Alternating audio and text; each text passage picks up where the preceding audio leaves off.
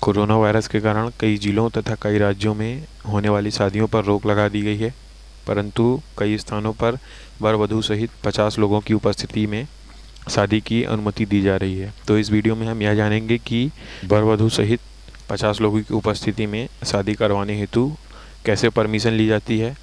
ये जो एप्लीकेशन होता है वो अनुविभागीय अधिकारी मतलब एसडीएम को लिखा जाता है। Hello guys, my self Ayush. तो चलिए शुरू करते हैं।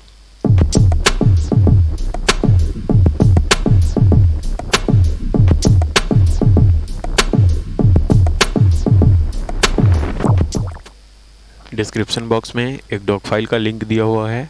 आप उस लिंक पर क्लिक करके एक डॉक फाइल का फॉर्मेट डाउनलोड कर लेंगे, क्योंकि फॉर्मेट जो है मंगल फ़ॉन्ट में मतलब यूनिकोड फ़ॉन्ट में टाइप किया गया है, तो उस पर किसी प्रकार का टाइपिंग फ्लक्चुएशन नहीं आएगा। जैसा कि कृतिदेव फ़ॉन्ट में यदि आप किसी फॉर्मेट को टाइप कर दूसरे सिस्टम में भेजते हैं और दूसरे सिस्टम में यदि कृतिदेव फ़ॉन्ट इंस्टॉल नहीं है तो वह पूरा फॉर्मेट फ्लक्चुएट हो जाता है और वह आपका किसी भी काम का नहीं रहता है। वह पूरा फॉर्मेट हिंदी से इंग्लिश में कन्वर्ट हो जाता है, जो कि किसी भी प्रकार से उपयोग में नहीं होता है। तो इस वीडियो में मंगल फ़ॉन्ट मतलब यूनिकोड फ़ॉन्ट का उपयोग किया गया है। तो सबसे पहले आप अपना फॉर्मेट ओपन करेंगे।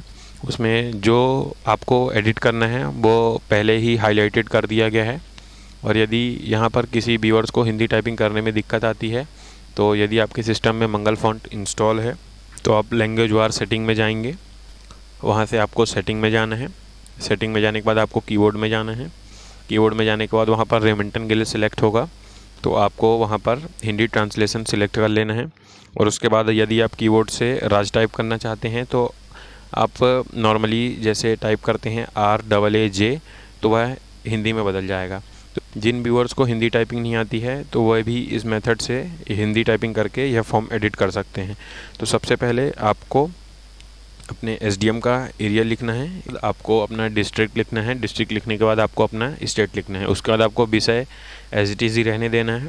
उसके बाद आपको सबसे पहले सविनय निवेदन है कि उसके बाद जो आवेदन प्रस्तुत करेगा वो वर का पिता होगा, मतलब वर का पिता का नाम लिखना है। उसके बाद वर के पिता का नाम लिखना है। उसके बाद निवासी लिखना है। निवासी में जो वर के पिता हैं उनका एड्रेस आएगा। उतना लिखने के बाद आपको लिखना है मेरे पुत्र का नाम लिखना है। का विवाह, वधू का नाम लिखना है, जो दुल्हन है, दिनांक इतने को, स्थान में आपको अपना वेन्यू लिखना है जो मैरिज वेन्यू है को तय हुआ है।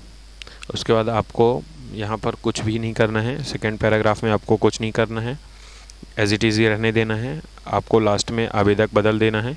आपका जो स्थान वेन्यू है वो बदल देना है। आपको मोबाइल नंबर के लिए स्पेस छोड़ सकते हैं या फिर आप मोबाइल नंबर लिख भी सकते हैं। तो होपफुली आपको इस वीडियो में यह अच्छे से समझ में आ गया होगा कि आप यदि मैरिज परमिशन के लिए एप्लीकेशन बनाना चाहते हैं तो कैसे बनाया जाता है। इस फॉर्मेट का इंग्लिश वर्जन भी डिस्क्रिप्शन में दे दिया गया है। और यदि आपको उसके बाद हिंदी टाइपिंग करने में कोई दिक्कत आती है तो उसका भी सॉल्यूशन इस वीडियो में बताया जा चुका है। और यदि किसी को मंगल फ़ॉन्ट यूज़ करने में कोई दिक्कत होती है तो वह कमेंट सेक्शन में बताए, उसका भी एक अलग से डेडिकेटेड वीडियो बना दिया जाएगा। मंगल फ़ॉन्ट कृतिदेव फ़ॉन्ट के कंपैरिजन में काफ़ी यूज़फुल फ़ॉन्ट होता है, उसके काफ़ी अच्छे फीचर्स होते हैं। यदि इस टॉपिक से रिलेटिव आपका कोई क्वेश्चन है तो आप हमें ज़रूर बताएं। Thanks for watching.